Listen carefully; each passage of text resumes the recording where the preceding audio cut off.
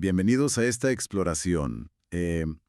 Hoy vamos a abordar una cuestión que, bueno, ha generado bastante debate y reflexión en el cristianismo. Sí, La pregunta de fondo es, ¿cómo encajan las promesas hechas a Israel, allá en el Antiguo Testamento, con la iglesia que vemos hoy, una iglesia global? exacto. Y una respuesta muy influyente ha sido el dispensacionalismo. El dispensacionalismo. Suena complejo. Bueno, es un marco teológico, digamos, que propone una especie de mapa para entender el plan de Dios. Un plan que se desarrollaría a través de diferentes administraciones. Administraciones, vale. O sea, no solo periodos de tiempo. No exactamente. La palabra viene del griego oikonomía, que es gestión, administración. Charles Rae, una figura clave, lo definía como una economía distinguible. Una economía. Interesante. Sí, una forma específica en que Dios opera en un tiempo dado con responsabilidades humanas concretas para esa fase, digamos. Vale, vamos a intentar analizar de dónde viene este mapa, cuáles son sus puntos clave y por qué ha sido tan relevante, sobre todo en el mundo evangélico. Pues sí, es una manera de leer la Biblia, una hermenéutica, que identifica estas fases distintas en cómo Dios interactúa con la humanidad. Entendido. Y este mapa tiene como unas coordenadas esenciales, unos pilares. Se suelen mencionar tres. Primero, una interpretación, bueno, una forma de interpretar la Biblia muy literal, consistentemente literal, sobre todo con la profecía. Literalidad en la profecía. Anotado. Segundo, y esto es, yo diría que es crucial, una distinción fundamental entre el programa de Dios para la nación de Israel y su programa para la Iglesia. Son dos cosas distintas en este esquema. Ajá. Israel y la iglesia, separados. Y tercero, la idea de que toda la historia bíblica, pues, se despliega a través de estas distintas administraciones divinas, las llamadas dispensaciones. Vale. Esa distinción Israel-iglesia me llama la atención. Quiere decir que si interpretas literalmente las promesas a Israel, la tierra, el trono de David, todo eso, te ves casi obligado a mantenerlos separados de la iglesia. Precisamente, ¿Para que esas promesas se cumplan? específicamente para Israel en el futuro. Exacto. Son ideas que se apoyan mutuamente. Una lectura literal de esas promesas pide un destinatario literal, la nación de Israel. Y eso a su vez refuerza la idea de que la Iglesia es otra cosa, no un simple reemplazo de Israel, ni la heredera espiritual de todas sus promesas. Entiendo. Es un punto definitorio. Totalmente. Rechaza lo que se llama a veces teología del reemplazo. ¿Y cómo surgió este modo de leer la Biblia? ¿Quién dibujó las primeras líneas de este mapa dispensacionalista? A ver, la idea de que hay distintas épocas en el plan de Dios no es nueva, ¿eh? Tiene precedentes. Pero el sistema moderno, tal como lo conocemos, cuajó en el siglo XIX. Se atribuye mucho a John Nelson Darby. Darby. Un nombre clave entonces. Sí. Parece ser que tras una lesión tuvo tiempo para estudiar y llegó a la convicción de que el reino prometido a Israel en el Antiguo Testamento era algo terrenal, diferente de la Iglesia, a la que veía como una entidad más bien celestial. Vaya. Y esa separación se volvió central en su pensamiento. También ideas como el rapto de la Iglesia antes de un periodo de tribulación, pues empezaron a tomar forma en su círculo. O sea, que una convalecencia personal tuvo un impacto teológico Enorme. y luego se extendió. ¿Cómo se popularizó tanto? Pues mira, un factor clave fue la Biblia de referencia Scofield, publicada en 1909. Ah, la famosa Biblia Scofield. Exacto. Lo que hizo Scofield fue incluir notas explicativas dispensacionalistas justo al lado del texto bíblico. Eso lo hizo increíblemente accesible para el lector común, especialmente en Estados Unidos. Claro, tenías la interpretación ahí mismo, en la página. Eso es. Y luego, claro, instituciones académicas le dieron soporte. El Seminario Teológico de Dallas, el DTS, fundado por Louis Sperry Chafer en 1924, fue muy importante. Chafer. Otro nombre a recordar. Sí, Chafer, de hecho, escribió la primera teología sistemática completa desde una perspectiva dispensacionalista.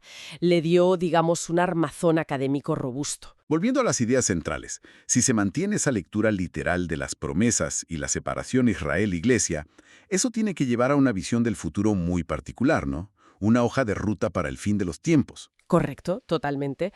El dispensacionalismo, sobre todo el clásico, está muy ligado al premilenialismo. Premilenialismo, o sea que Cristo vuelve antes del milenio. Exacto. antes de establecer un reino literal de 1000 años aquí en la Tierra. Y es durante ese milenio donde se espera que se cumplan de forma literal esas promesas pendientes a Israel como nación. Ya veo. Y las profecías tipo Daniel, Apocalipsis. Pues se tienden a interpretar de forma futurista. O sea que gran parte de ellas, como la famosa Semana 70 de Daniel o mucho de Apocalipsis, describen eventos que todavía no han ocurrido, que pasarán al final de los tiempos. Entendido. Pero como pasa con muchas corrientes de pensamiento, supongo que no será un bloque totalmente uniforme. Hay variantes dentro del dispensacionalismo. Sí, claro, no es monolítico. Se suele hablar de al menos 3 corrientes principales. Primero, el dispensacionalismo clásico, el de Darby, Scofield, Schaffer. El original, digamos. Eso es, con esa distinción muy marcada, casi dualista. Israel terrenal, la Iglesia celestial. Y una idea muy característica de esta etapa es ver la era de la Iglesia casi como un paréntesis. Un paréntesis.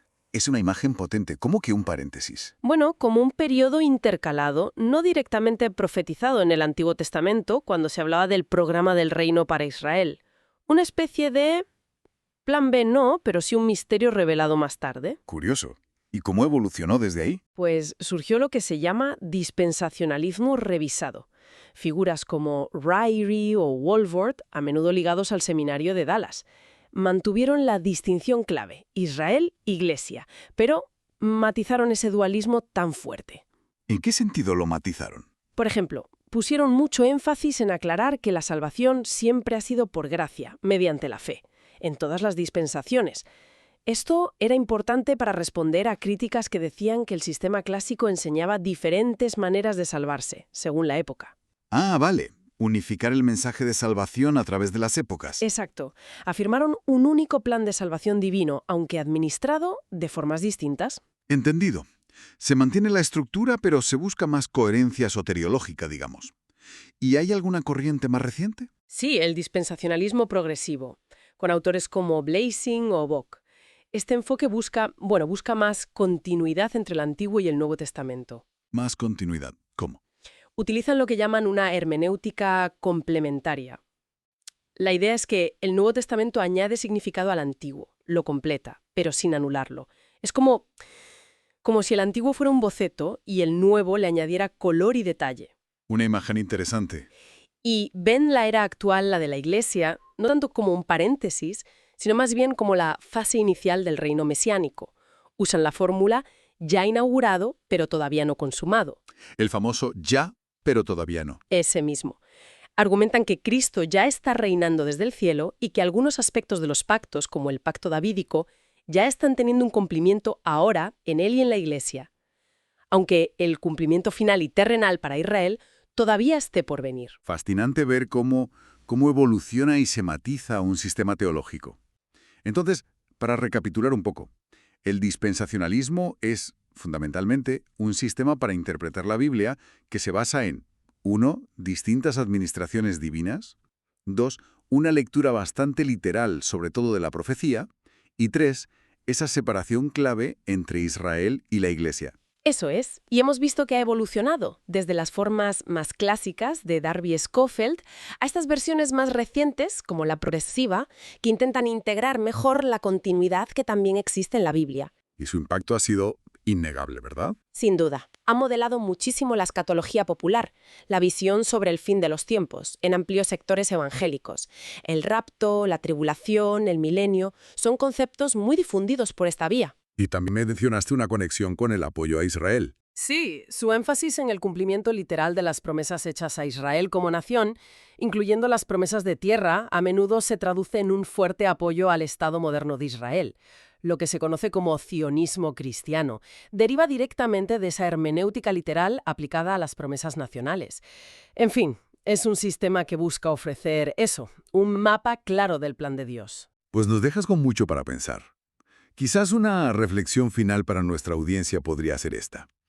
Si el dispensacionalismo ofrece un mapa para interpretar la historia y la profecía, ¿cómo podrían las diferentes versiones de este mapa, la clásica, la revisada, la progresiva, llevarnos a conclusiones distintas sobre el significado de los eventos actuales o sobre qué deberíamos esperar del futuro? Ahí queda la pregunta.